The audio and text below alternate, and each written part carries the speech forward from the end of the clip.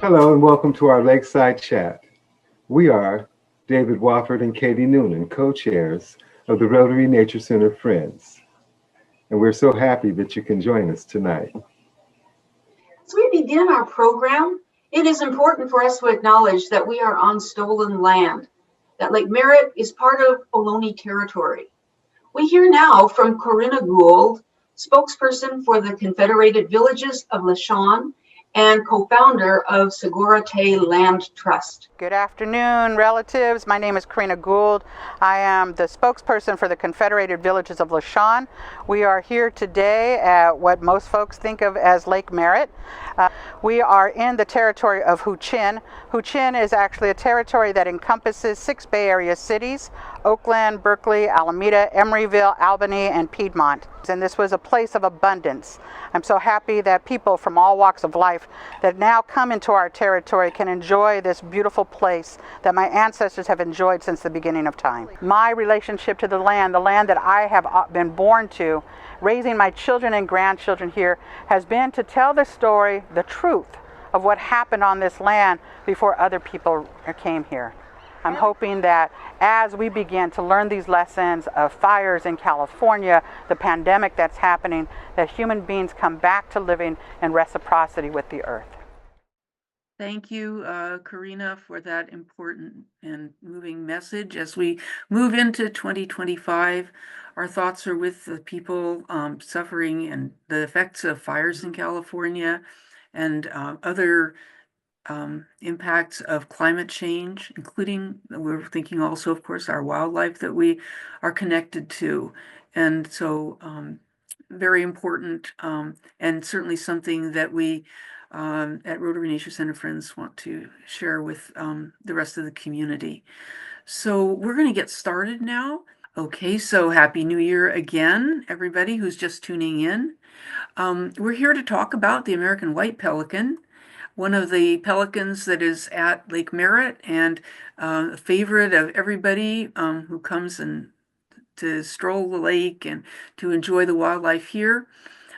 This is a map that I just pulled off of iNaturalist, showing where the little tiny blue balloons is where people have seen American white pelicans in our area. So you can see Lake Merritt, definitely a place that has attracted a lot of observations of the American white pelican. I'd like to say a word about who we are. Rotary Nature Center Friends is an independent, all-volunteer 501c3 nonprofit since 2021, providing online and in-person programming for all the people of Oakland. We engage people in science and stewardship activities, bringing people and nature together in downtown Oakland. The focus of our work is community science and environmental justice, and sharing our passion for Lake Merritt and the connections that it fosters for all of us here in Oakland. Our board of directors includes members of the education community, science community, and citizens who are devoted to Lake Merritt, artists who are here to come together to build activities and presentations like the one we have here tonight that will reach out and bring everybody together in our common understanding and our common location here in the world at Lake Merritt. We would like to mention at this point a big thank you, and we'll be giving thank yous throughout our program, to the Lake Merritt Breakfast Club Charitable Foundation for a generous donation this year. This is making possible updating the bird signs on the fences around the perimeter of Lake Merritt, and also a brand new virtual winter bird walk with Hillary Powers. It's going to make it possible to get our producer in the field with Hillary to do another wonderful show. So that's coming up hopefully in February. We would like to thank our young people from the Rising for their work with the King Tides, California King Tides program, and their making connections between the tides, king tides, and future global warming things that we can expect with sea level rise. We'd also like to thank everybody who's been involved in watching our salmon in Lake Merritt, and more will be coming on that. We're going to have a speaker coming up in March to tell us more about salmon in the region and what people are looking for in following and studying the salmon. So I'm going to stop my screen share now. And I want to welcome our special featured guest tonight, Amy Walsh.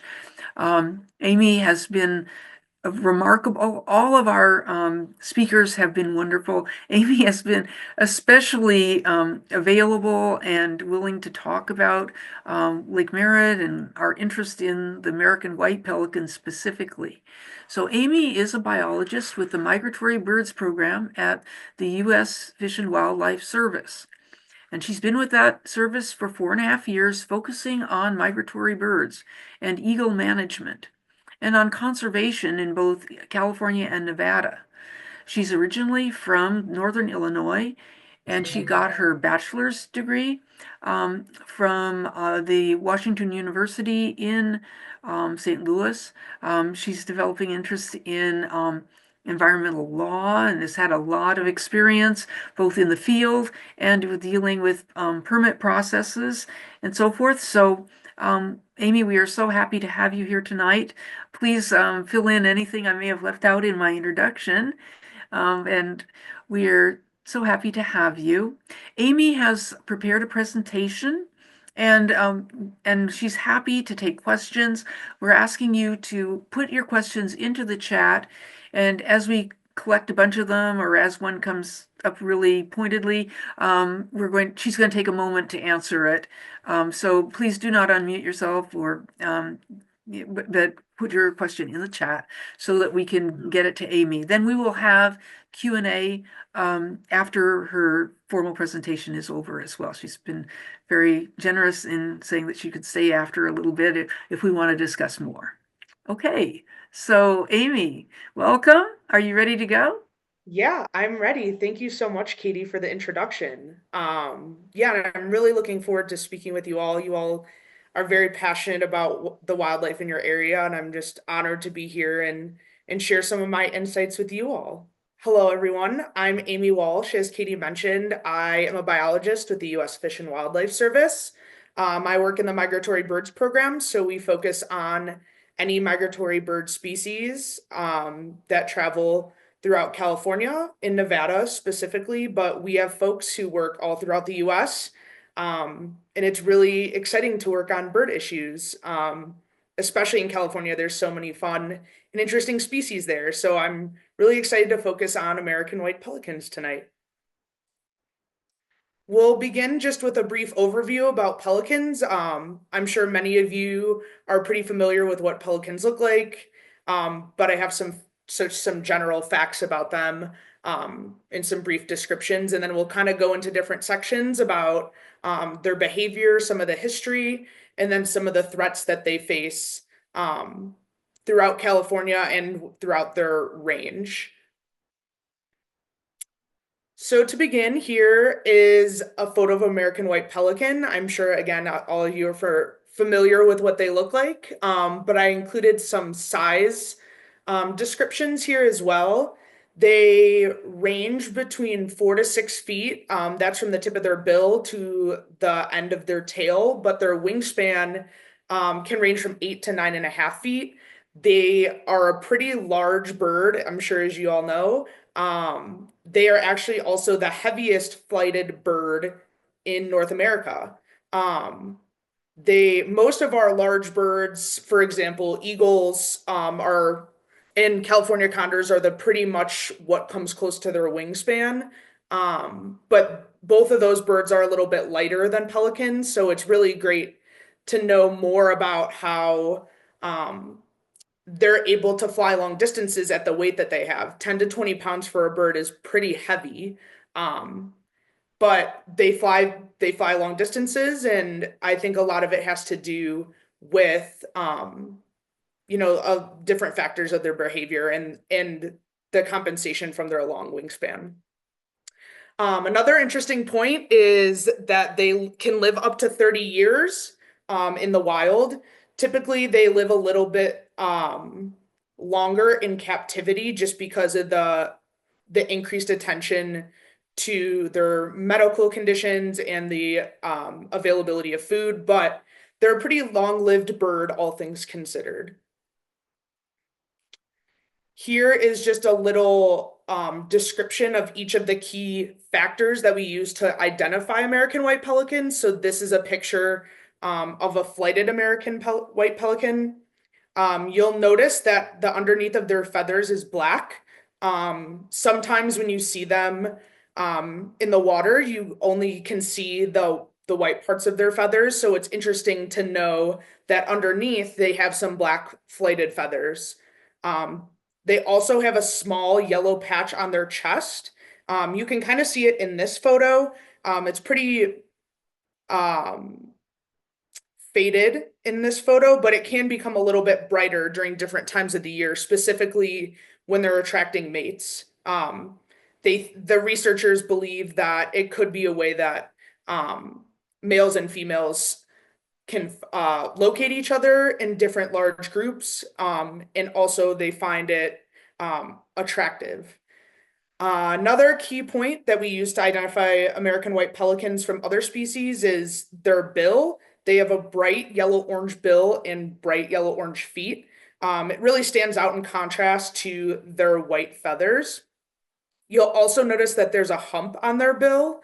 There isn't too much research about the purpose of that hump, but a lot of folks believe that it also has to do with mate selection when it comes to breeding time.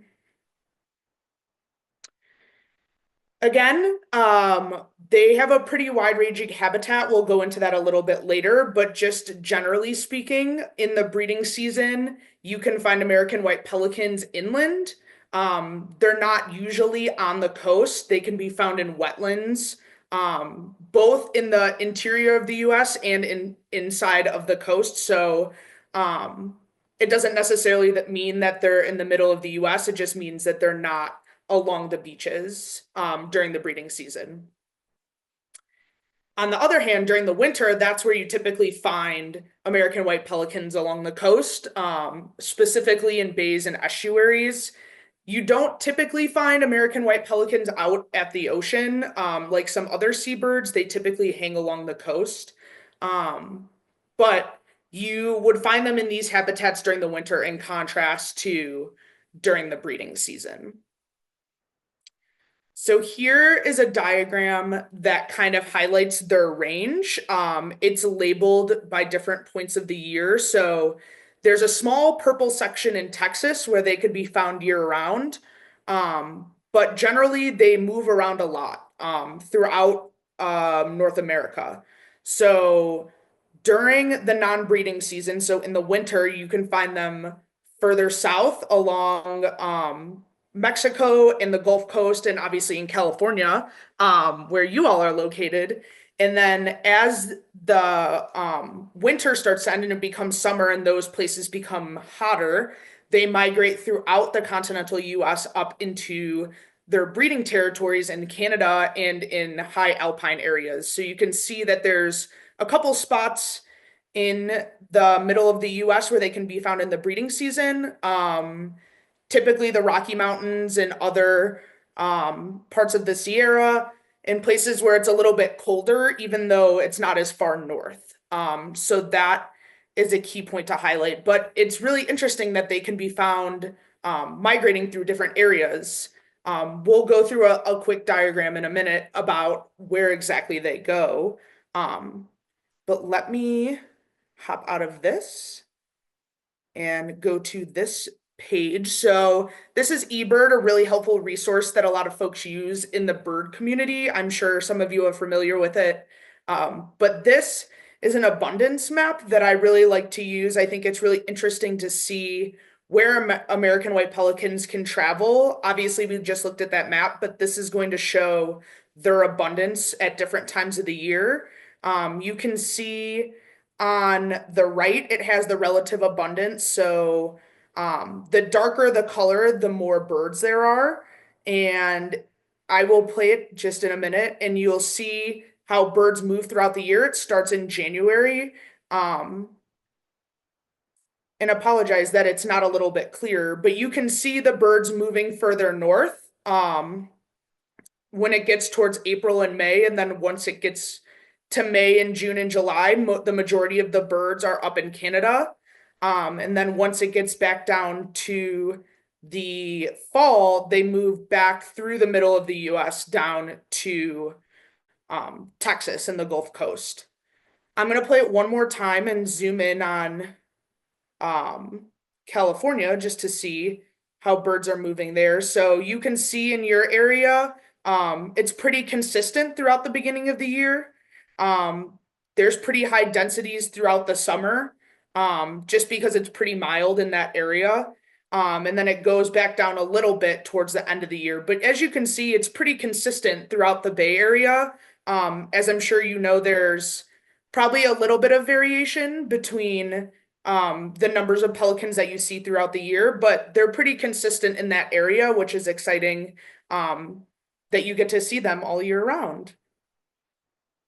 Another map that I wanted to show, let me pause it really quick, is this map. This tracks, so the other map that I just showed shows relative abundance, where this, and that's based on sightings. So if anybody's used eBird in the past, you can use it to report any birds that you see in your community. So those points on the previous map are where folks have reported American white pelicans throughout the year. This site is Audubon, and it shows specific individuals. So I think there's about 65 to 70 individuals on this map, and each is represented by a dot. And it shows exactly where these individuals move as opposed to the overall population. So I'll play this too. So as you can see, there's birds moving throughout their different areas. One thing that I find interesting is that even if birds are located in one area, say Mexico or the Gulf, they sometimes move around within that area before migrating. I know it's a little fast, so I'll play it again. But you can see the different ways that birds are moving and how they move at different times. Obviously, it's going very quickly, but it's not that all birds move at the same time. They kind of move at different stages. And again, as you can see in California, there's birds that kind of hang out there all year round. And they move from different parts of the country. So I think one thing that's really interesting is that some birds go to the Rocky Mountain region and then come over to California, and then some go straight from Mexico up the coast to California too. So obviously this is a small sample size, but I think it's really interesting to see how individuals move. There isn't one path that they all take to get to where they're going. Let me share this again. So this is just a current estimate of the American white pelican population in the US. Right now, they're at about 450,000, which is pretty good. All things considered, we're seeing a lot of migratory bird declines throughout the US, and they're pretty stable. They've actually been increasing slightly since the 60s, and we'll talk a little bit about that later. But it's great to know that their populations are pretty consistent and doing well. Thankfully, because of their size, they don't have many predators, which is another thing we'll talk about later. But I think that the consideration for the species and the public perception of conservation has really increased since the 60s, and I think that is a big contributor to the success and the recovery of these populations. IUCN, which I mentioned here, is the organization that designates endangered species throughout the world, and they list the American white pelican as least concern. So it's pretty much as good as you can get for a species, so that's great news. The only thing I wanted to mention is that the U.S. Fish and Wildlife Service has a designation called Birds of Conservation Concern. It's not the same as threatened and endangered, like colloquially, but it's something that the Fish and Wildlife Services takes into account when making management decisions. It's something where we want to make, there are birds that are a little bit more sensitive in certain areas than others, and that's something that we take into account when we issue permits or we're doing land allocation and things like that. So Region 9 here, which is Nevada, and then parts of California, Oregon, Washington, Idaho, and up into Canada. The American white pelican is listed as a bird of conservation concern. That's simply because, as you can see from the maps that we just looked at, American white pelicans aren't commonly found in these areas. So like I mentioned, sometimes they move up the coast, all the way up to Canada. So along the California coast and then Oregon coast and Washington. And then a lot of times they move through the Rocky Mountain region or through the Midwest. So the abundance of American white pelicans in Nevada is significantly lower. So that's why when they do get birds there, they want to make sure they're giving a little bit extra consideration to their protection because they don't often occur there. Next, we're going to talk a little bit about behavior. I will preface that I am not an expert in American white pelican behavior, but I know a lot of you have experience doing observations of the birds that you see at Lake Merritt. And I'm happy to talk about things that you see that you may have questions about, or just general questions about the species. I tried to include things that are pretty general, but happy to dive in more into specific areas if you have questions. So first, I'll talk a little bit about feeding. If you haven't got a chance to see American white pelicans feed yourself, it's really interesting. They feed from the water surface, kind of like in the picture shown. There's other ways that they feed. If you've ever seen a mallard duck that kind of tips upside down, American white pelicans can also do that to collect prey that are further down in the water, which is kind of a sight to see given that they're much bigger than ducks. But that's typically how they feed. They don't dive underwater like some other aquatic bird species. It's been noted that they feed cooperatively. American white pelicans often spend time in large groups, and depending on the resources available in their location, they can work together to feed. So many aquatic species will move in certain formations that organize the fish or prey into concentrated areas, and then they have a better opportunity to catch those prey when they're all concentrated in that small area. It depends kind of on the abundance of those species, like I said. So if there's an abundance of prey, they might not experience the need to do cooperative feeding. It wouldn't be worth it for them to do that if they have more than enough food. But when the food is spread out or there's lower abundance, it is advantageous to the group to kind of work together to feed. And it depends on obviously different times of the year as well, because prey changes. But it's an interesting thing to think about because they're in these large groups. During the day, they will feed, but only in the winter, which is interesting too. And during the breeding season, they'll feed at night. Um, I'm not too sure why that is, other than um, just location and temperature and different factors like that. But I think it's really interesting that at different times of the year they feed in different ways. Um, they have a wide variety of prey items. Typically, it's small fish, but they will eat other things like crayfish and tadpoles and salamanders. They will eat some larger fish if that's what's available, but they typically rely on small fish. I know you can see in their pouch here that they have something quite large. Um, I was under the impression that they would eat much larger fish given their size, but I thought it was interesting to find out that they rely more on smaller prey.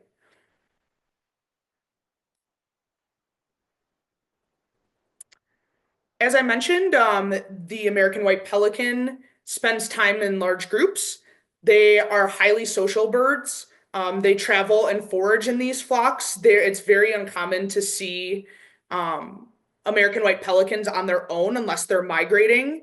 As we saw with a couple of the maps, they kind of can move around individually, and you might see small groups or individuals in those situations. But when they're in the breeding season or in the wintering season, they often congregate in in large groups, sorry. And they develop subcolonies. So if when they reach flocks of up to, 150 birds, they kind of have to separate into different groups just to make sure that they have space because they are so large. And depending on where they are in their reproductive cycle, that can also play into how they develop their groups. So birds that are on the same calendar, as far as reproduction, can also group together, which is really interesting. And we'll talk a little bit more about that when it comes to breeding and nesting. They can fly for long distances. They fly in V formations, very similar to geese. It can be difficult to differentiate pelicans from geese if they're flying very high because they fly in the same manner. But usually they fly a little bit lower than geese. They don't fly as at such altitudes as geese do. So that will help when differentiating between the two if you see V formation birds. They've also been known to cooperate with other species. In this picture, that's a double-crested cormorant. They're another pretty popular aquatic species. I would be surprised if there wasn't double-crested cormorants at Lake Merritt. And I don't know specifically if they cooperate with the birds there, but they've been known to forage and nest with double-crested cormorants. They have similar diets and similar behaviors you can see in the picture. And it's really interesting to see that they can cohabitate similar areas with that species. For breeding, there isn't a ton known about the breeding behaviors of American white pelicans. I think there's a lot to be learned for a lot of different species, and this is definitely one of them. I'm sure there's plenty of footage that can be found for just different courtship displays, but some of the things that I found that were highlighted that are common among the species are flight patterns. So they'll circle in flight to find mates. They'll also bow and jab. So different behaviors that you can use to differentiate breeding from social. Sometimes it will all look the same.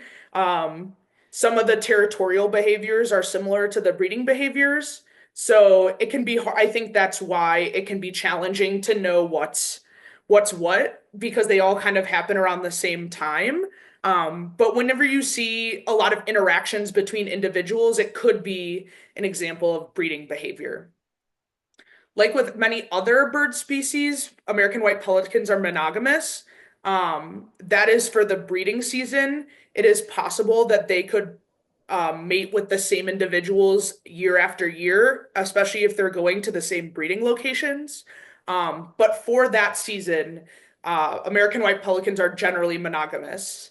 Um, and they don't start breeding until they're 3 years old. As I mentioned, they have a relatively long lifespan for birds. When you talk about songbirds or some smaller birds, they typically breed after a year or so. When you get to some larger birds that are a little more long-lived, you can see a longer period before they begin breeding. So the birds that are born 1 year may not breed for a couple more years following that.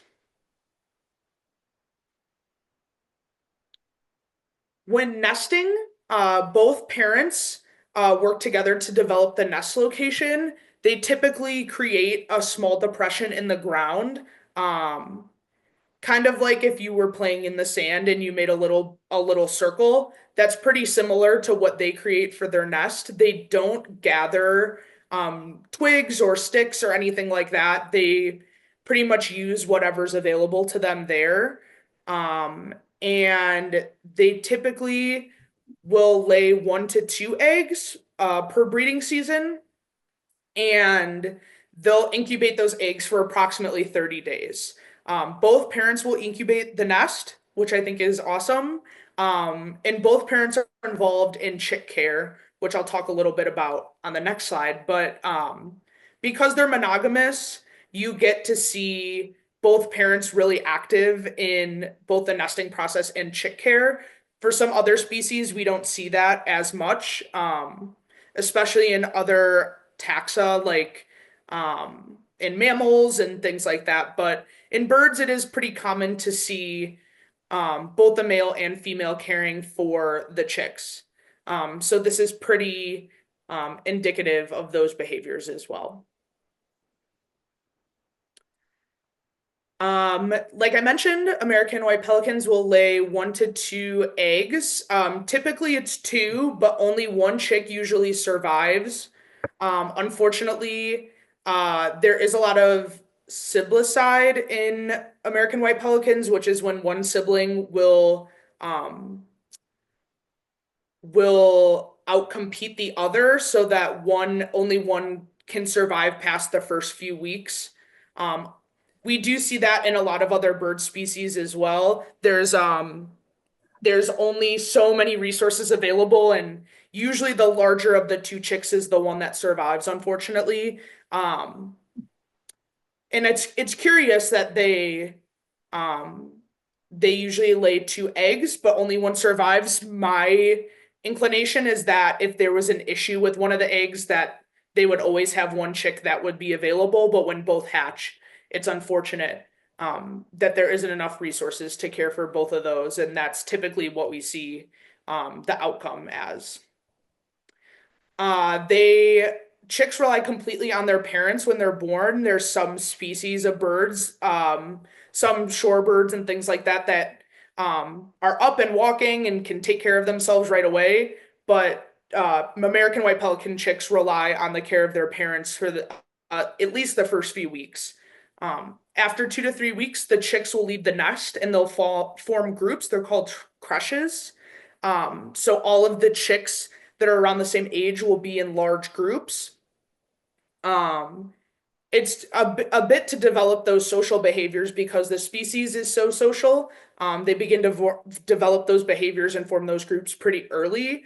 The parents will continue to feed those chicks within that group, so they won't be separated by family, and they can identify their chick by call typically. When the chicks are born, they can imprint on their parents, so they can recognize exactly who their parent is, and they can use vocalizations to find them. Typically, American white pelicans aren't very vocal as a species. They make some noises when they're doing mating behaviors or when they're being territorial. But this is the time where they could be a little vocal to find their chick within these large groups. Next, we'll talk a little bit about history. I know there's a lot of questions about the history of species, and I know in our trivia we talked a little bit about it too. One thing I wanted to highlight was this quote from Aldo Leopold, one of the leading conservationists at the beginning of the conservation movement. This is a quote that he had about pelicans. So I'll just give you all a minute to read over that yourself.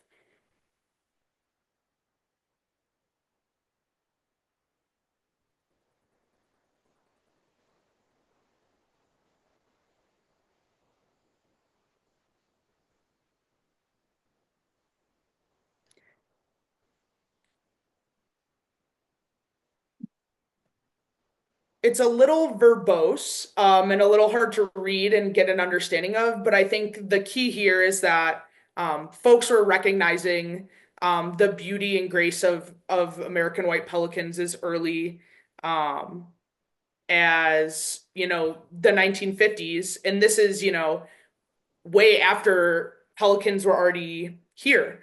But it's always nice to see specific species highlighted in these texts. At the time, there was a lot of hunting and overconsumption of a lot of different migratory bird species. So it's nice to see, the beginning of the conservation movement and the folks recognizing the importance of these species just for their existence rather than their utility. So that's another reason why I wanted to highlight this quote. And if you haven't read A Sand County Almanac, I recommend it. It's a very interesting book to read. A little bit about the fossil history. So the oldest pelican species that it's not specific to the American white pelican, but from the same group is from the Miocene, which is approximately 21 million years ago.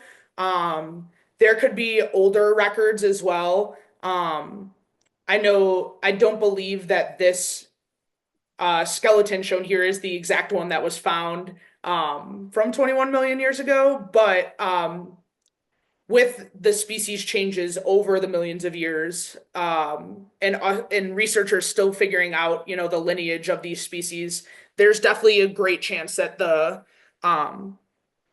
species are significantly older. The more we find out and the more we uncover, I think the more we'll understand about the species. There's some prehistoric records of pelicans in Florida, in the Midwest and on the West Coast. So kind of in those different areas that we saw earlier where they migrate, that's kind of where they've been for a long period of time, kind of in those different corridors. We'll see later on how American white pelican ranges are changing given different factors of the modern age, but without the influence of people and things like climate change and human development, they've kind of stayed in the same place for a long time, which is really great. Relatively recent changes, so there isn't much documented between the historic records and today. In the early 1900s, we saw breeding from Wisconsin to Oregon. As you can remember, there was migration corridors throughout the middle of the US. It was a little bit colder back in the 1900s, so it would be reasonable to assume that birds were breeding further south than Canada, up in the northern US. And it's pretty consistent across the board. They don't breed everywhere from that range, but they do breed in pockets throughout the northern US and southern Canada. Like I mentioned, the present range is pretty similar and has stayed pretty consistent. And then I mentioned this earlier, the population has been increasing since the 1960s. As folks became more interested in wildlife and conservation, we've seen increases in these species, which is awesome. Obviously, they face a lot of challenges that we'll talk about next, but the overconsumption, I think, has really declined, which is a great. I think we've seen a shift in people's perceptions of wildlife, and their inherent value, and their purpose for more than just feathers and taxidermy and things like that. So it's great to see that folks are really appreciating seeing American white pelicans and other similar species out in their natural habitat. Next, we'll talk a little bit about threats, both natural threats to the species and then human caused threats. There's a wide variety and things are always changing. Even in the past 20, 30 years, the changes to our climate, to the expansion of people throughout the US, the threats to these species have changed. So they're always dynamic, and that's something important to consider when thinking about conservation of species like this. So first we'll talk about predation. The American white pelican, given their size, doesn't really have natural predators as an adult.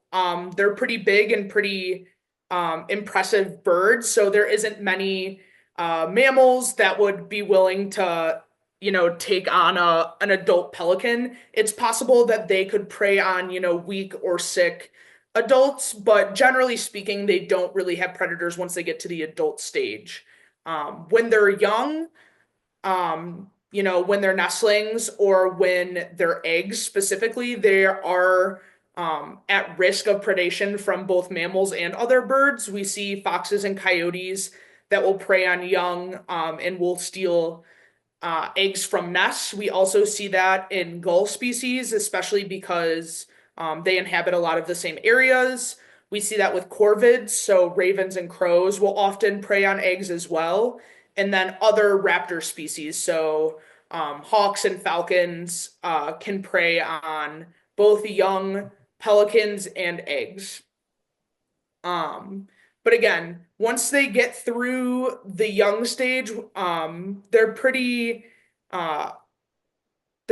well protected from any natural wildlife threats. There's a lot of other threats to pelicans that come from human populations and human expansion. The first is habitat loss. So we've just seen a lot of destruction of habitat throughout the US. I highlighted California here. As I mentioned, they spend certain portions of their year in inland wetlands. So this shows inland wetlands, primarily in the Central Valley, and how they've changed, from the 1900s or a little bit before to 1990. You can see pretty significant decreases in wetland habitat and overall general aquatic habitat. I don't think that comes as a surprise to anyone. California has seen issues with drought and water management throughout its history, but especially, as things get hotter and water becomes more scarce, we see less natural wetland habitat, which is really a problem for these American white pelicans during different points of the year. We'll talk a little bit more in a bit about how pelicans are adapting to these changes, but overall, we're seeing wetland declines throughout the US, and that's going to play a big role in the success of these species, just given the importance of those habitats for them at different points of the year. We also see, interactions between birds and humans. As I mentioned, you can find American white pelicans along the coast many times of the year. And with that, they become in conflict with human activities. So, unsurprisingly, there's a lot of American white pelicans that get caught in fishing lines. They're trying to catch fish too, and unfortunately, that can cause a lot of injuries to them. Especially given their size, it can be challenging to take them to rehab centers. I think when you find, an injured bird in your backyard, it can be a little bit more manageable to take a sparrow to a local rehab center. It might be a little bit harder to grapple with an adult American white pelican. But thankfully, a lot of coastal rehab centers, are willing to help out where they can, and, can come on site or can have folks or volunteers come out and help attack some of these conflicts. We also see that they're sensitive at different times of the year, specifically during nesting and roosting. So when they're going through, let me reshare. I'm just seeing myself. When they're going through different points of the year, especially when they have young, they're particularly sensitive. So, if they have a nest or they have young and people are always around, it could be challenging when they get flushed off the nest. It leaves their young vulnerable. And it's hard to avoid, finding places where pelicans are and people are not. So kind of navigating those interactions, I think, is really important, and being considerate of, their needs and their behaviors and having a little bit of consideration for that is really helpful. It goes a long way. And I think the general public sometimes doesn't understand how important it is that these birds be in certain areas at certain times, especially, when there's walking paths or recreation opportunities. It's just finding ways to coexist with these species and make sure that they get what they need, without completely avoiding some of the things that we want to do as well. One thing I wanted to highlight, it's not particular to American white pelicans, but we see it in a lot of other pelican species, is stranding events.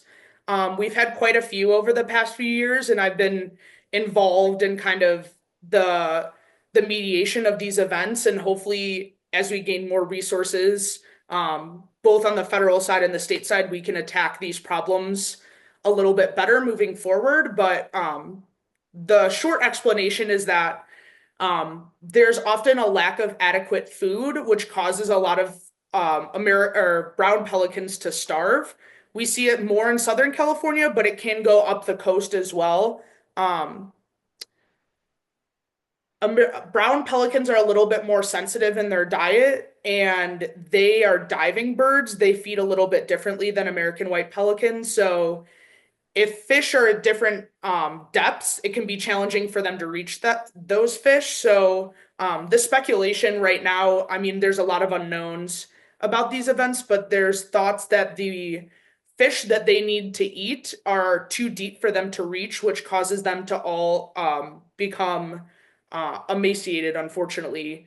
A lot of them are taken into rehab centers when these events occur, and there's a lot of success in rehabilitating and releasing these birds. In spring of 2022, there was over 800 brown pelicans in rehab centers, and over half of them ended up being rehabilitated and released, which is great.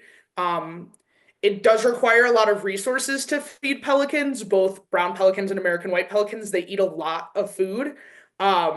So that puts a little bit of strain on these centers, but they do a wonderful job and do the best they can to make sure that they can get as many birds back out in the wild as possible. We had a stranding event this past spring that we're still writing up some analyses on, but we saw similar numbers in rehab centers again, as temperatures change in the ocean. We're seeing different behaviors of prey items, specifically fish. Their behaviors are changing and they're moving to different areas. And sometimes the birds aren't able to adapt that quickly. And I think that results into some of these dramatic events. And we're trying to figure out ways that we can address these events and kind of support these species through these time periods, because we know that climate change is here, it's happening, and the conditions aren't going to go back to what they were before. So we're hoping that we can find ways to help, mitigate some of these issues. Another big thing that's, not particularly new, but continues to pose problems is avian influenza, also known as HPAI. I included some data just about various pelican species throughout the world that have been affected by HPAI, but it affects the majority of bird species throughout the world. It's pretty deadly and highly contagious, and it's something that, has been pretty prevalent the past few years and has, different variations have been around for quite some time. As birds become more concentrated and as birds become, have more interactions with people, we're seeing higher rates of avian influenza, which is really unfortunate. The most recent reported death in an American white pelican was the end of 2023. The USDA has a website where they keep data about reported deaths. I'm not exactly sure how often that's updated and how those samples are provided to USDA. I know for different species, they were collecting suspected carcasses for a while, and I'm not sure if that's still ongoing. But at least as recent as, a year or so ago, there was still prevalence of avian influenza in American white pelicans. And as you can see from some of the other statistics, there's other species of pelicans that have been really heavily impacted by avian influenza in different parts of the country. Last but not least is climate change. As I mentioned, that's something that we're going to continue to have to tackle in different ways. As Katie mentioned at the beginning of the talk, we're seeing wildfire throughout California. I know it's concentrated primarily in Southern California at this time, but we've seen Northern California fires, especially pretty heavily in the past, 5 to 10 years. With it, we're seeing increasing temperatures, we're seeing water scarcity, other natural disasters that impact pelicans in different parts of their range, between hurricanes in the Gulf Coast, and water scarcity throughout the Midwest. They're facing a lot of threats in a lot of different ways. One thing I wanted to highlight, I'll pop back out to my maps. This is another map from Audubon. Right now it shows their current range, in their summer range at the current temperature. What you can do with this is change the temperatures to see how the populations will be affected. So if we increase by 1.5 degrees Celsius, you can see the blue areas is new areas where the pelicans have moved, and then the red areas are places that they suspect that the birds will not return to, whether it's for water loss or temperature increases. So it kind of shows a shift, northeast. And this is just with 1.5 degrees. We could go to 2 degrees. We also see a greater shift further north. And then with 3 degrees, we see about the same, but we see a lot more red. It'd be approximately 30%, almost a third of their range would be lost if we increase by 3 degrees Celsius. Obviously, these are all estimates, but I think it's really important to see the potential changes that could result from these increasing temperatures. I'll switch over to winter. So right now in the winter, the birds are primarily concentrated in the southern US and Mexico. As these temperatures increase, we're seeing a shift further north, we're seeing a shift further east. So when we get up to 3 degrees, we only see 12% range loss compared to 32, which we saw in the summer. But we're seeing a lot of population loss in Mexico. We're seeing a lot of movement of populations up the East Coast, up into the Midwest, and then even further north over here in California. So it's just interesting to see what experts project could change as a result of these increasing temperatures, and how species will react to those. Obviously, at some point, if things get warmer, there's going to be higher concentrations in smaller areas. There's going to be more conflicts with people. Right now, obviously there's a lot of folks living on the coast out here in the Gulf Coast, but there's a lot of people living out here as well, up in the Midwest and in the Southeast. And it poses new challenges, especially for folks who haven't interacted with this species before. As I mentioned, they've been pretty much in their same ranges for a long time. The folks that live in these areas have interacted with the species, for their lifetimes perhaps, and now we're seeing potential changes in their range, and it will just be interesting to see, how these birds and new individuals interact, and how different areas will be managed differently, knowing that these species are moving and shifting in response to different factors. But I think it's interesting to play around with some of these maps and just see, what could happen. It's obviously not exact, but it's important to think about, as we move forward in society and make these decisions. I'll switch back here. That's all I have for, the meat of my presentation. I do have some fun facts. I know we did some trivia and there might be some duplicates, but just highlighting some fun things about pelicans after we talked about, climate change and fires. I wanted to leave it on a little bit a lighter note. So I mentioned earlier that pelicans eat a lot. That is true.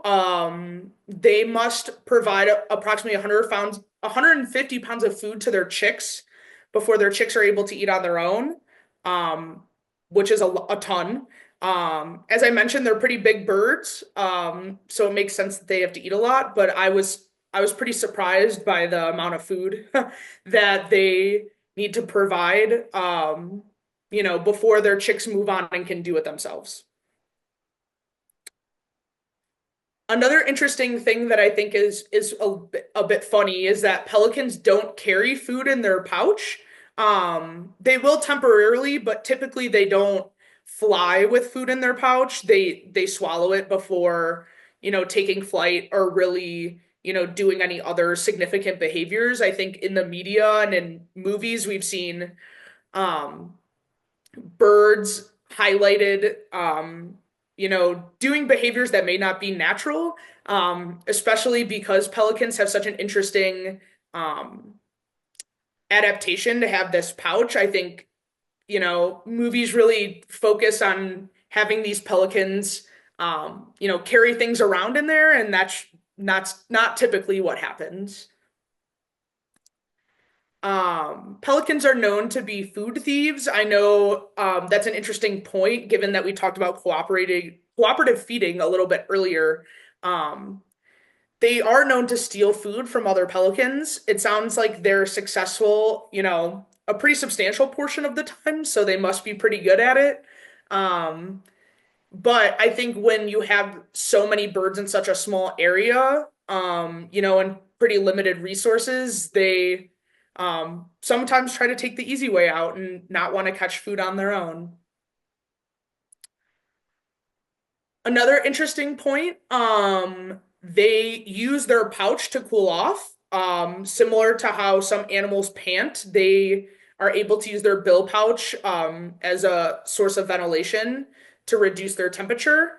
What's really interesting is that chicks, before they even hatch, can make noise within the egg to express discomfort. So, if they think it's too hot, that they can cause a little bit of a commotion. I'm not exactly sure how the parents react to that, but it's really fascinating to see an adaptation like that where, to ensure that these chicks hatch safely and survive, that they can make those adjustments, to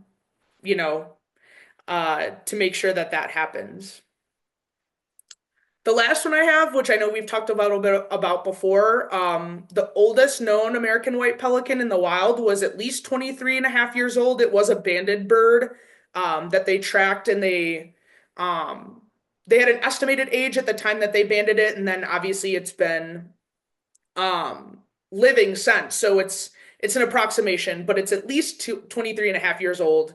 I think I mentioned this before, but birds tend to live a little bit longer in captivity just because they have more concentrated care, and they have food resources available to them. But it's pretty exciting to know that a bird could live a pretty long and healthy life out in the wild, especially not having, those natural predators. I think that helps them live a little bit longer than maybe some other species. But we'll see how this estimation changes over the years, with all those, factors that are contributing to their success. That's it for me. I'm more than happy to take questions. I just wanted to give a shout out to Katie for setting this up. I really appreciate the opportunity to speak with y'all. And I know you all are very informed and very passionate about the birds that you see in your community. And it's really exciting to be able to share a similar passion with you all and hear the thoughts that you have about these species and any other questions I might be able to answer. We have some wonderful questions in chat, but before we actually look at them, I would like to do our conclusion. We want to thank everybody who is here for coming and invite you to come in February when we are hoping to present a wonderful virtual bird walk with Hillary Powers at Lake Merritt. There's some wonderful birds there right now. And in addition, coming up, we have some events on January 20th. Rotary Nature Center Friends will be participating in Martin Luther King Day of Service in Oakland in Lakeside Park with trash reduction, weeding and planting, water testing in the Sailboat House Marsh on Bellevue. So we will be sending out information about that. On Friday, February 7th, that's when we're hoping to present our virtual bird walk with Hillary Powers, always something we look forward to every year. And this year, we're going to be able to do it during the winter migratory bird season. February 12th, we should all remember, is Darwin's birthday, as well as Abraham Lincoln's birthday, and we'll have a tribute about that. And then finally, on March 7th, we are going to have a discussion of salmon in Lake Merritt and in the Bay Area with biologist Emily Chen. We'd like to say, if you like what we do, both in terms of our online programs and also the programs that we have for in-person with youth and with adults, please consider giving us a donation on our website. We're hoping to see everybody again in February. Our programs are recorded and rebroadcast on KTOP Channel 10 TV in Oakland. We want to thank the Frederick E. Hart Foundation for Educational Opportunity for supporting our Lakeside chats, and all of our volunteers, program participants, and partners. So we've had some great questions coming up here. Hi, my name is Connor, and I'm asking a question about the white pelican. How do they filter out the trash so they don't eat it?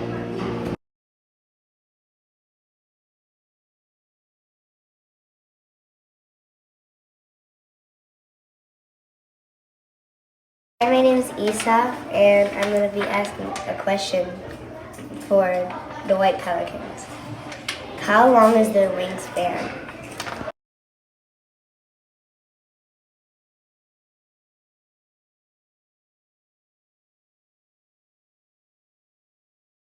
Okay, I do have a question about pelicans. How do they, when they dive or when they when they get their fish, how do they not swallow water when they're swallowing their fish? Or do they swallow water as well?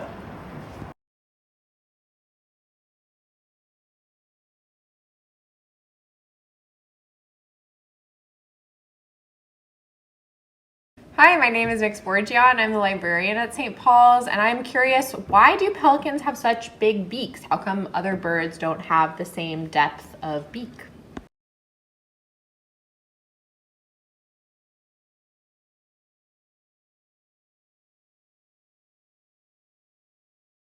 Hi, my question about pelicans is based on an experience I had once watching a pelican eat at a fish market. So there was the fisher people had cut off the heads of the fish and they were really large, and the pelicans were waiting for them and eating them, and I just was astonished at like what, I don't know what that part of their body looks like, but how stretched it got with like this enormous fish head in it. And I wondered how that kind of goes for them, and if they ever like have to spit something out because it's too big, and what kind of the process is for their bodies for eating something that like really stretches that out so much. Thank you.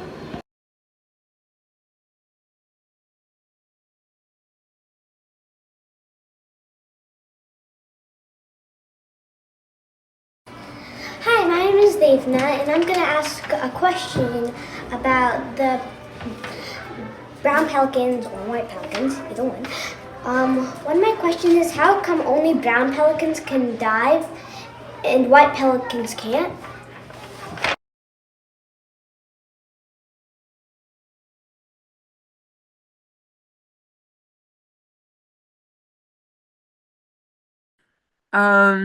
So Lila says that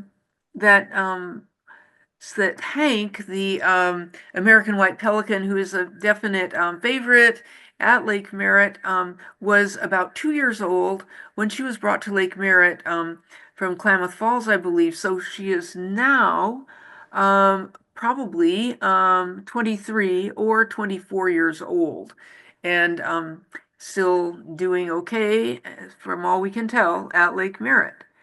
We have a wonderful link to the Dixon Lanier Merritt poem about the pelican, which is a little bit misleading in terms of how the pelican uses its bill, as Amy has explained to us.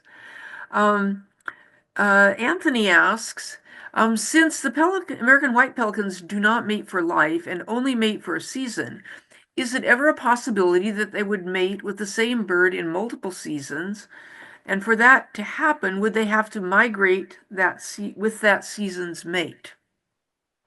Yeah, I think there's a lot of factors that go into that. I think it is very possible that some birds return to the same site every year, especially if it's a good site. So it's highly possible that they could mate with the same individual year after year. With other species, we do see that sometimes they do continue to mate with the same individual. Obviously, that it's possible that they could end up going at different times or go in different patterns. But it's possible too that they could have a couple years in between and then come back together, given, that they live so long. So it's definitely possible. I think as more folks become interested in the species and want to do banding and tagging efforts, we might get more information on whether we see that and how often we see that. Because it would be really interesting to know. Yeah, really fascinating. In some of my ramblings on the internet before this talk, I came across a really cool podcast by at the Great Salt Lake by a naturalist called John Luft, who's actually the ecosystem program manager. And it's a very cool podcast because it talks about banding of the pelicans on one of the islands in the Great Salt Lake, and the amazing distances that the adult birds need to travel in order to provision their chicks while raising them, and how possibly the stewardship of wetlands is really a key factor here. So I totally encourage anybody to listen to this and get a picture of how the birds behave during the breeding season, which is not what we're seeing at Lake Merritt. We're seeing the non-breeding season. But Yeah. that was so cool. Let's see, we have some other good questions in here. Okay. Well, here's one. People wonder if, because we see some of the same pelicans returning to Lake Merritt over a period of a number of years, is there a possibility that a colony could establish in Lake Merritt? And even though it's in the off season, would a bird ever be expected to lay an egg at Lake Merritt? I think it's definitely possible. From the maps that I looked at, it seems like there's a pretty consistent presence of American white pelicans throughout the area, throughout the year. I think especially as, climate conditions change in different areas, it seems to remain relatively mild in the Bay Area consistently throughout the year. It's definitely possible.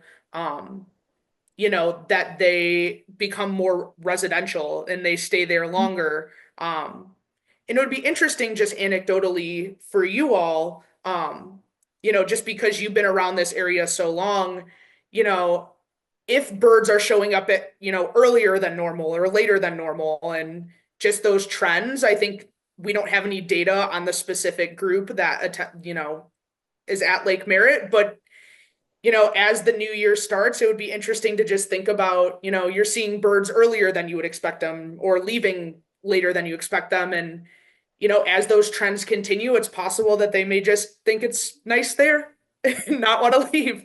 Oh Yeah, my God. especially like you mentioned with those wetland declines in the Central Valley, they might stay more towards the coast because they don't really have anywhere to go, unfortunately.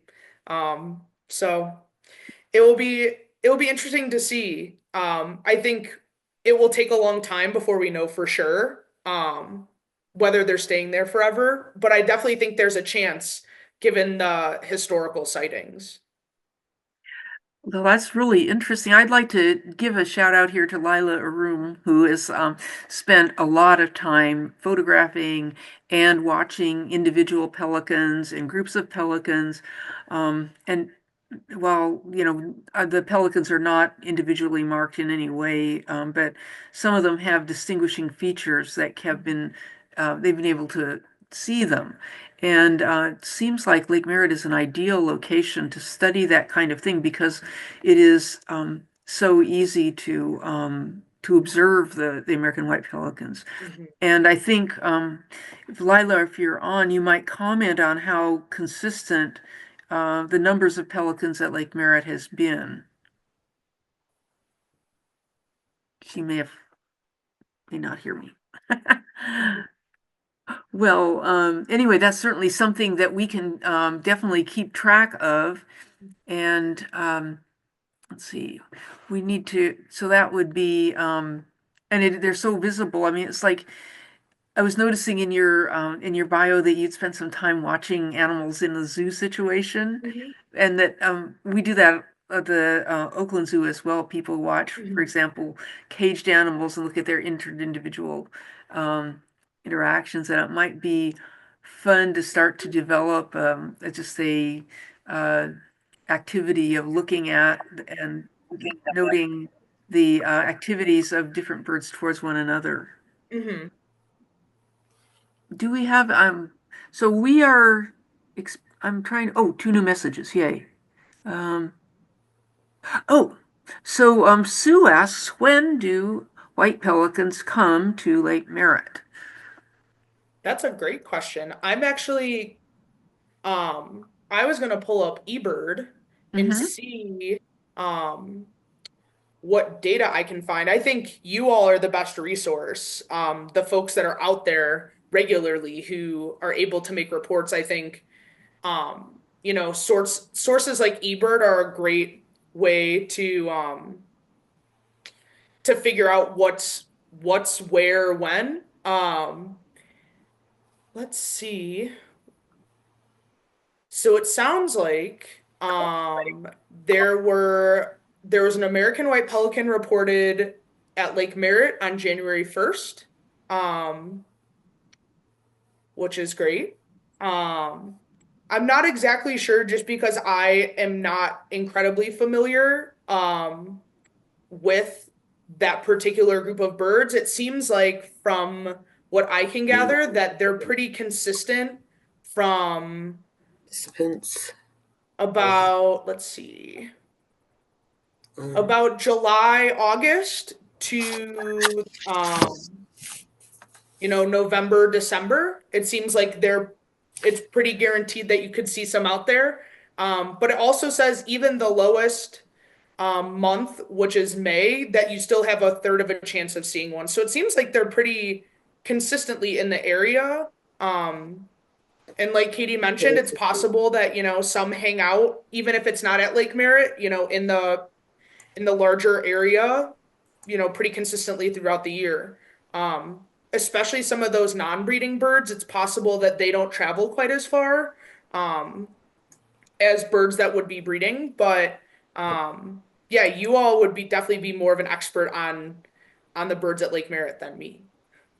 Hi, Um, this is So Lila. I'd like to mention that, okay, so I'm struggling with how to unmute someone, but Lila has said that her perception is that we have seen fewer American white pelicans overall in the last few years.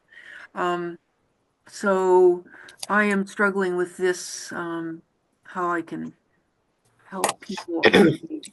I think I unmuted her. Oh, good. If Can you she could try, Lila? try again. I apologize for the clunkiness here. We're having new issues. Yeah, but I think she can unmute herself now. Lila, can you try unmuting yourself? I think if I did it right.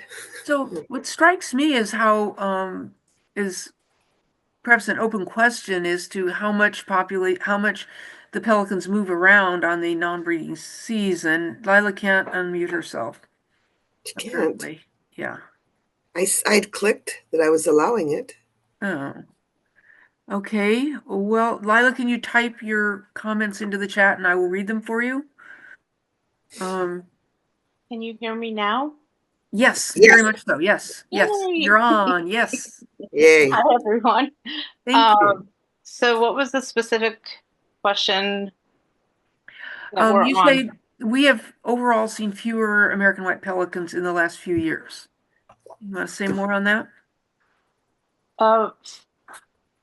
For me, what I've noticed, I think, is when we had those heavy rains and coupled with the harmful algae bloom, I think that really disrupted not just for the white pelicans, but for several other migrating birds.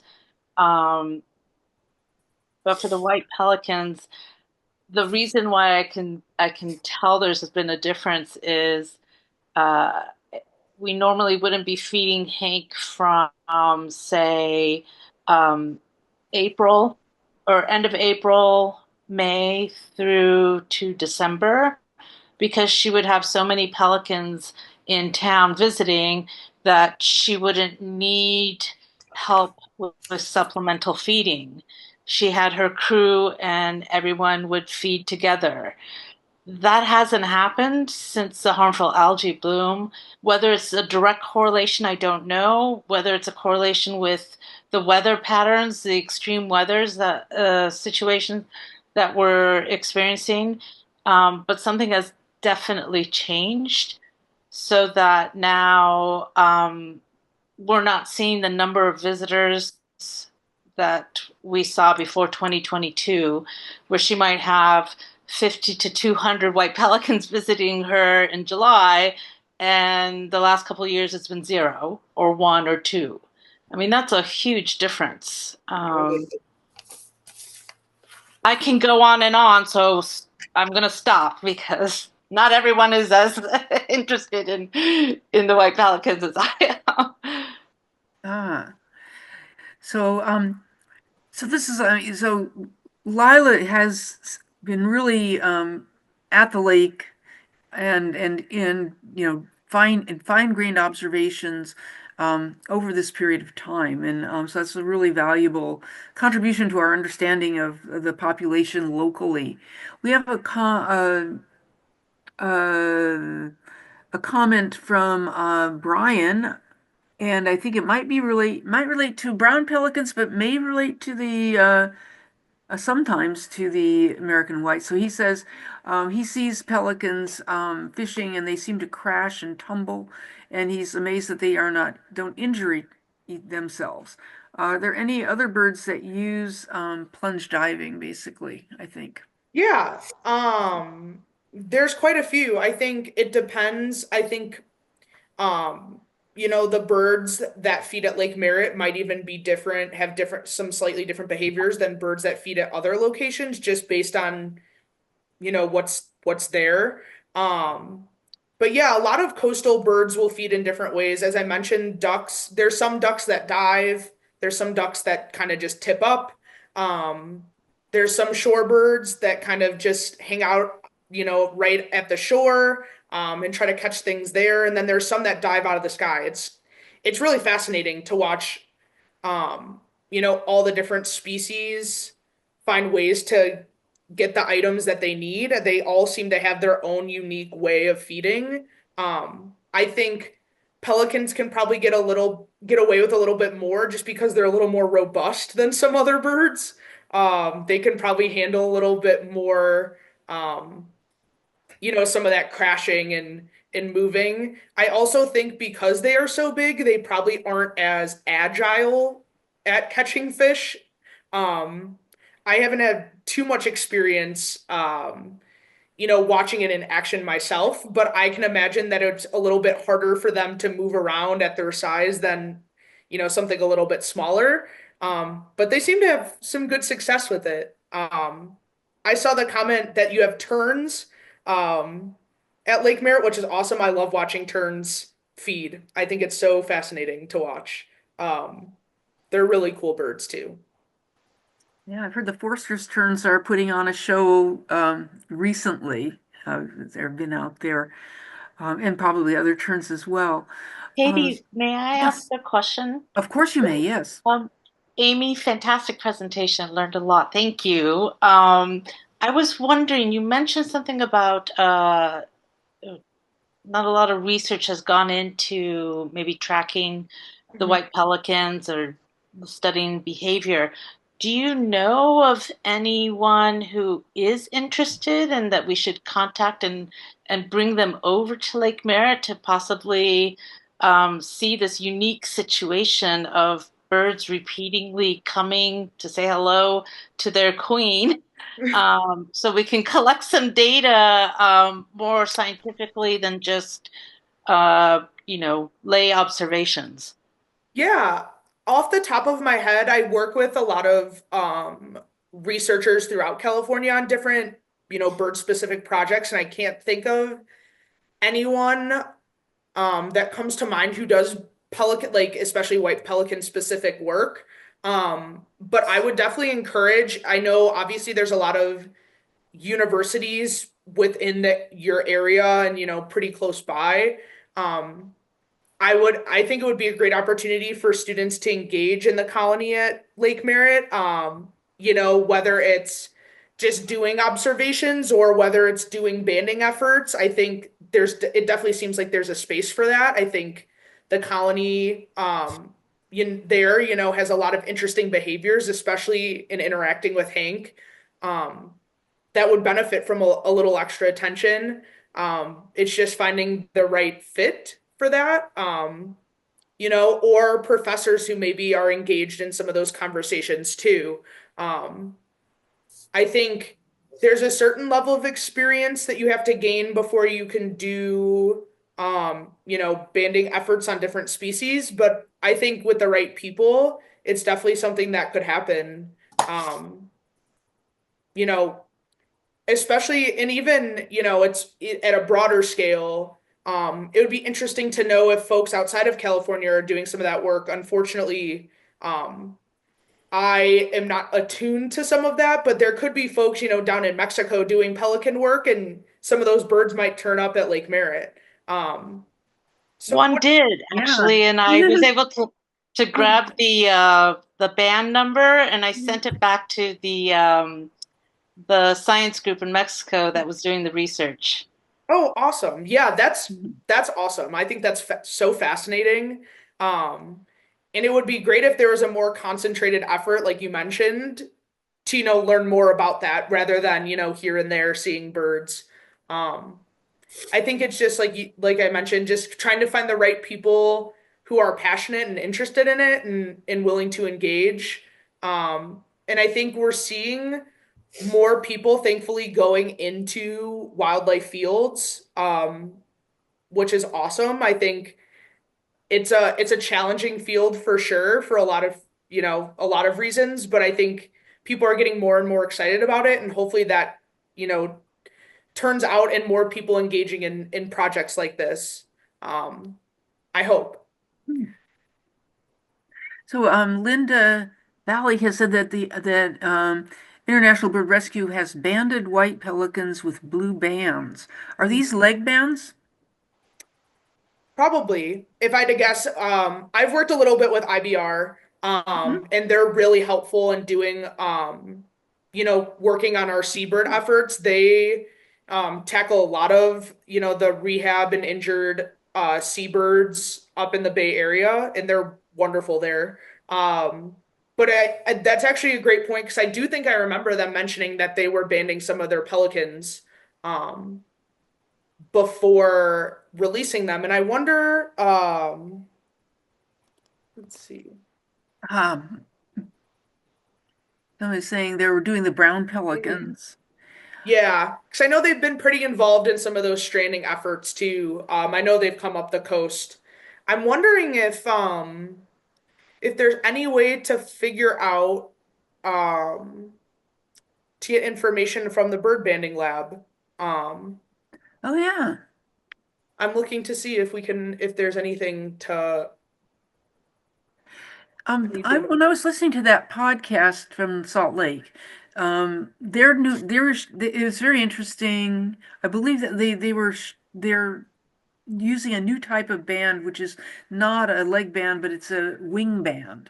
And they were just beginning this program, and then they referred to a bird tracking website, which I think I was unable to follow up on, but I would really think it'd be interesting to have a conversation with John Luff, I think it is, there, who was in charge of the ecosystem there. But obviously their birds migrate all over the continent, and it's finding out where and why and what happens when they do that is of concern to them in their conservation of that locality and that population.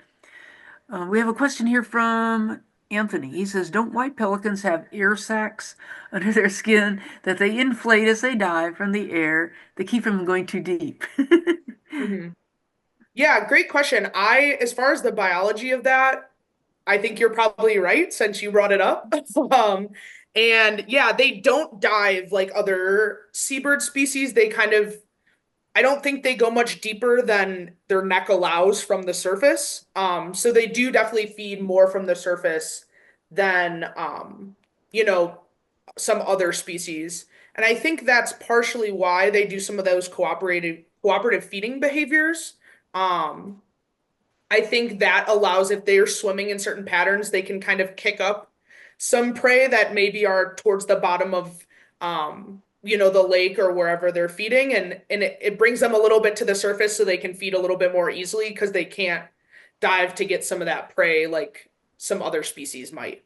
And it would be interesting again to see some of that in action too.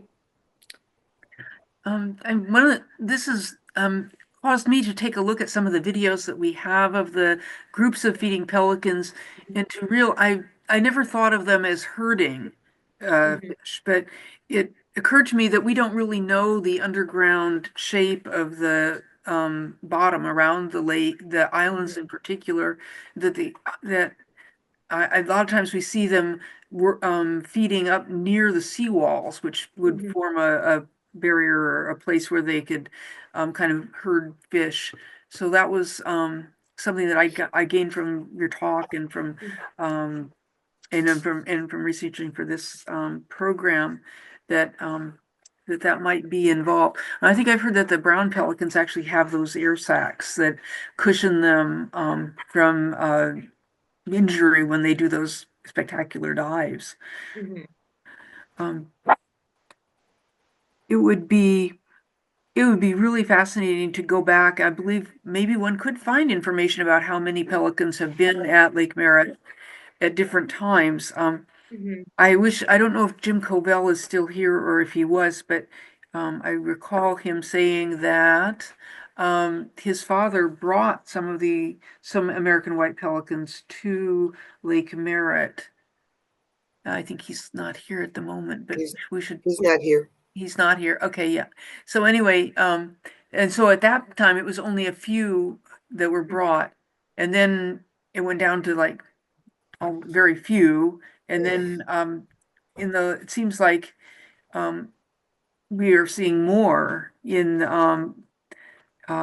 coming back, and there's the whole story about the bird's tail, about how a group from Klamath Falls was migrating across California and recognized Hank as one of their members of their group, and came down and began to stop their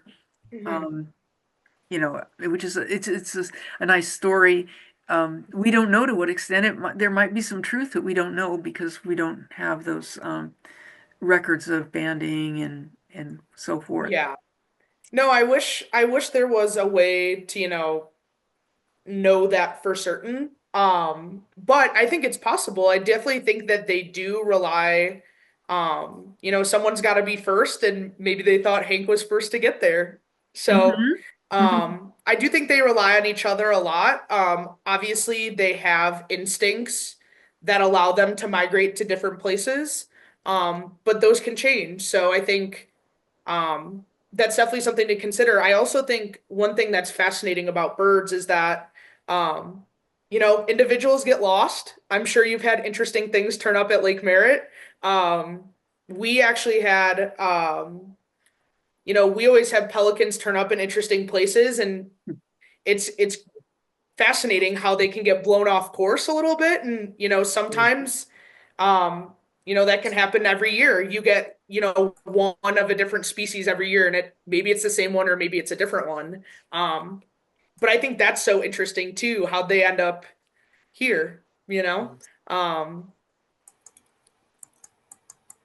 ongoing question I have is that this bird seems to have evolved to travel long distances. And, why? Why? Yeah. And because, I mean, it's pitiful in terms of its, reproductive output per year, like one chick, and then, it's just like the effort that goes into that. And then have, half of them die, because of siblicide, and there's just so much. So why is it that they have evolved this? I think one thing I'd like to ask you, I may have missed this, in the probably the biggest drop in American white pelican populations west of the Rockies was probably in the 20th century, right? Rather than most recently.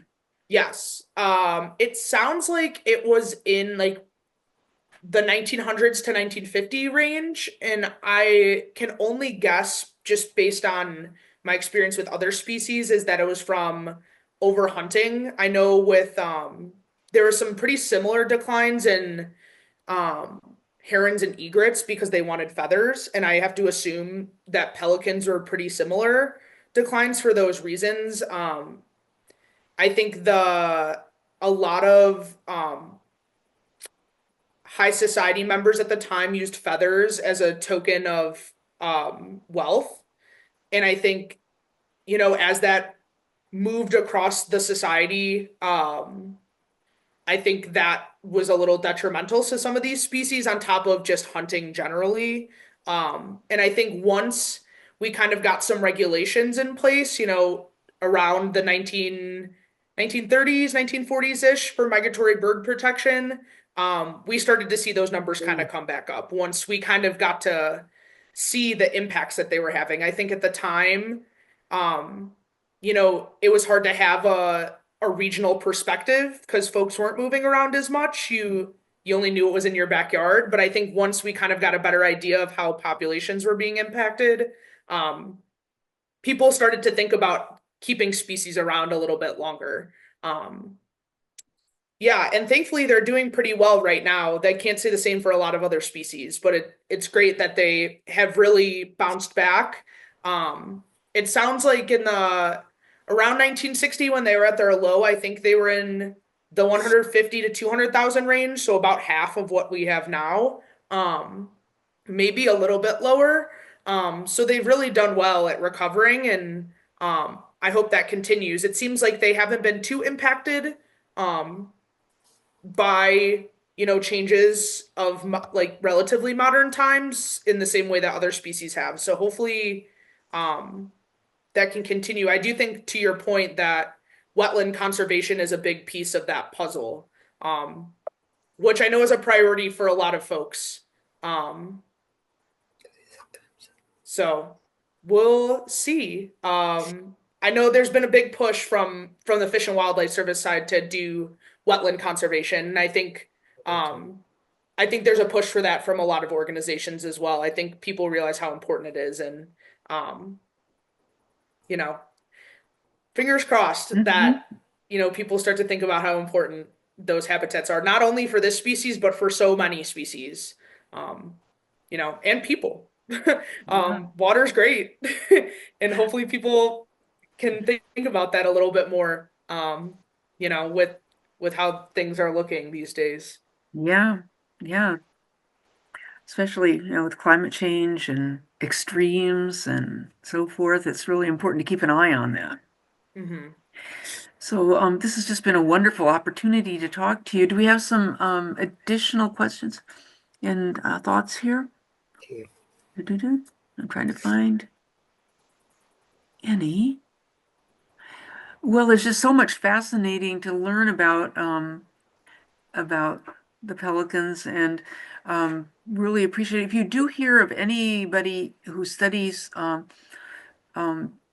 movement of pelicans and banding of individuals and groups of individuals and so forth, and individual behavior, we'd love to be able to connect with that lab or group. So that'd be really fun to follow up on. Yeah, absolutely. I can touch base with some of my counterparts at CDFW. They may be more attuned to any research efforts that were going on, but if I hear anything, I'm more than happy to loop you in. Great. Yeah, Well, I'm curious about it too. So you'll have to drop by if you're ever in the San Francisco Bay Area, because the pelicans are there. Yeah, I would love to. Just amazing. Yeah. Yeah, it seems like a really wonderful habitat for so many species. When I did a little bit of looking around at some of the species you have, and you have quite diverse species at Lake Merritt, which is awesome. I think it makes for great birding opportunities. Yeah, so we've lost a lot of wetlands in Oakland, with urbanization. I'm sure that's true everywhere.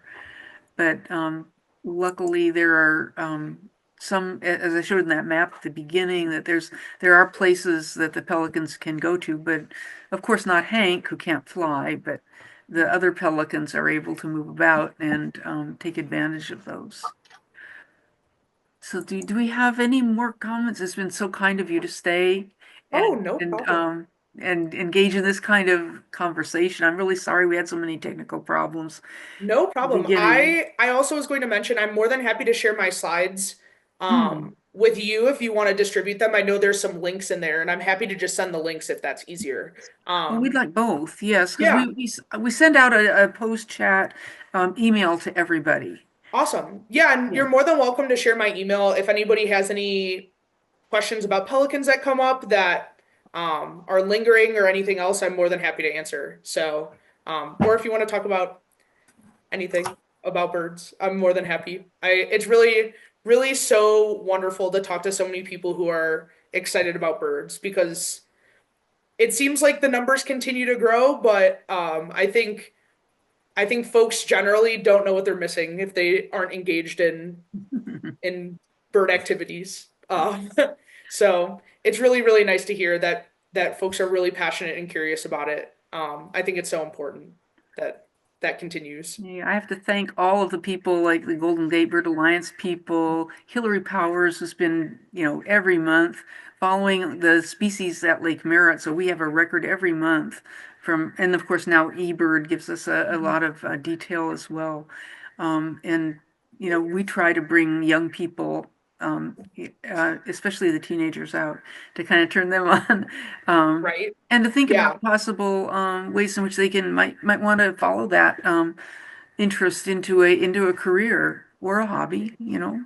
Yeah, absolutely. I mean, if you have folks and especially people who are interested about careers in wildlife, um I'm more than happy to talk about that. I think there's not enough conversations about opportunities to work with animals. Um but yeah, it's a really, really wonderful field. It's so exciting to work with people who are so passionate about conservation. And more than happy to get as many people on that path as I can. Can you say a little bit about what are the opportunities and how you seized on opportunities when you Yeah, were? absolutely. So, I have always really loved animals since I was a child, and didn't really know about what opportunities there were as far as careers go. I think there's definitely pressure to go into a more, conservative or traditional career field, and I think, I know my parents were confused when I told them this is what I wanted to do. Um, so I spent a lot of time working at my local zoo when I was in college. I did a lot of behavioral analysis for them. I was an intern for a couple summers, and then I ended up interning at the Fish and Wildlife Service as well. Um, there's a lot of opportunities, both within different federal agencies, Fish and Wildlife, National Park Service, U.S. Geological Society, to engage with students. There's a lot of different student programs. Um, and I think especially in California, I'm a little biased because I work there, but I think people really are prioritizing a push for conservation there, and engaging with students. I know CDFW is similar. The State Department, they do a lot to make sure that they can reach out to students um, who are passionate about this field. And honestly, a lot of people I work with now are second career too. They weren't really passionate about their first career, and felt like this was a good transition um, for them to do something that they really care about. So there's definitely opportunities for that as well. Um, and even if you work, I mean, aside from, working for a state or federal government agency, there's plenty of nonprofits and organizations that are doing phenomenal bird work. Like some of the ones you mentioned, I know there's um, a couple other organizations in the Bay Area that are wonderful that we work with, and all throughout California. Whether it's volunteering or helping in other capacities or just engaging in events kind of like this. I think it all goes a long way. And I know working in that field is maybe in conservation is not for everybody, but I think even doing it recreationally is really special. I try to go bird watching whenever I can, and I interact with a couple local birding groups in my community, and everybody's lovely. So I encourage you all to do that as well. It sounds like you have a pretty good contingent of folks who are out recreating at Lake Merritt pretty consistently. So it sounds like that's already in the works. But yeah, trying to get people engaged, I think, is wonderful. And it sounds like you all do a wonderful job of doing that already. So, um, yeah, I think just finding people who are passionate about it and maybe don't know the next steps is the key to continuing to grow in that space.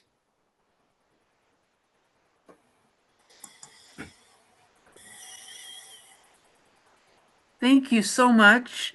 So I would love to send you a calendar of Lake Merritt birds. Yeah, absolutely. So we'll deal with that in emails to try to send you one. But really appreciate your doing this for us tonight. And then we could just talk forever. Yeah, I love to talk about birds, so I'm more than happy to chit chat about anything, and I will definitely be um tuning into some of your other talks. I think the salmon talk is going to be excellent. I don't know a lot about salmon, but I think that's going to be so fascinating. Just a whole different side of what's going on at the lake. Yeah, I'm gonna be excited for that too. It's great. So I hope you can join us for that one for sure. We'll definitely have you on our list. So we have some, I think we've kept Amy here a long time, and I really am so appreciative of your time here. We have any last questions, or should we all and give a thank you clap? Yeah, Betsy. Yes. Thank you so much.